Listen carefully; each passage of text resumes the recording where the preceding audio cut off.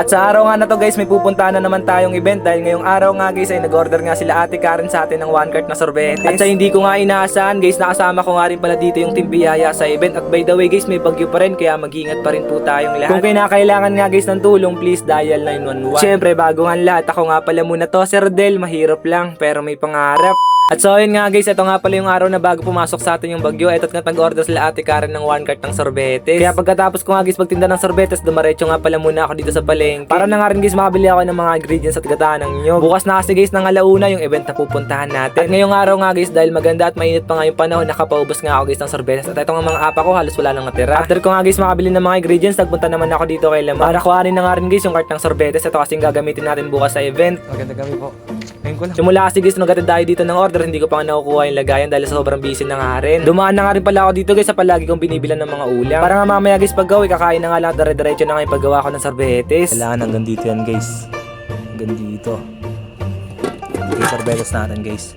Flavor neto cheese tsaka strawberry. Dahil nga guys sinulang yung yelo sa pabrika, bumili na nga lang pala ako dito sa tindahan ng Chubays para ito na nga lang guys idadagdag ko. So guys, nakabili na tayo ng yelo. Pagkabalik ko nga guys, dali-dali ko na nga nilagay yung mga Chubays na binili ko sa tindahan. Pagkatapos nga guys, nilagyan ko naman to ng asin sa ibabaw para bukas ng umaga pagkagising natin siguradong matigas na talaga. Kinabukasan nga guys pagkalabas ko, ito na nga kagad bumuwad sa akin. Ito na nga rin kasi guys yung araw na pumasok na nga sa atin yung nagbabadyang bagyo. Medyo maaga pa naman guys ng mga oras na to, kaya nagkaroon nga ako ng oras para maayos ko nga tong sidewheel ni Logan.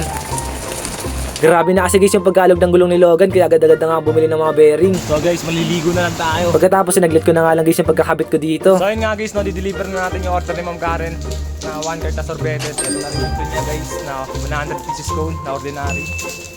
At shoutout kay Ate Karen guys, papunta na ako dyan. Pagdating ko nga dito guys sa event, walang bago, sobrang lakas pa rin talaga ng ulan. Siguradong walang hinto, binabaha na nga yung iilang lugar, kaya keep safe po sa inyong lahat. At kung kinakailangan na nga guys ng tulong, please dial 911. At nga pala guys, si Ate Karen na nga pala yung sumalubong sa akin dito pagdating ko sa mismong event. Syempre yung mga pagkain sa bawat okasyon hindi nga ito mawawala, kaya tablahan na nga ito ng hiya. Pasok! Etong si Rodel, walang hiya, walang hiya, walang hiya. Yeah, liquid down. Si Palo, bumakbak. At pagkatapos ko nga kumain guys, ito nga yung mga nangyari kaganapan dito. At syempre babatiin na nga rin natin yung may birthday ngayong araw. Happy birthday to you. Ay mali. Happy birthday to you. Happy birthday. Happy birthday.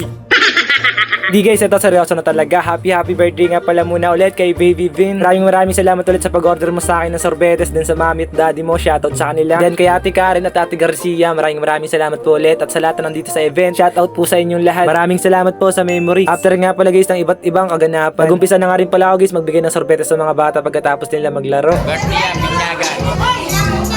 Ano, ayan. Dito at papalife ni mga ka-idol. Siyempre, sama natin si Rodel. O siya guys, medyo napahaba na talaga tong video natin ngayong araw. Kaya hanggang dito na nga lang pala muna to. Maraming salamat ulit sa inyo dahil sinamahan nyo nga ulit ako hanggang dito. I love you all guys, mahal ko kayo.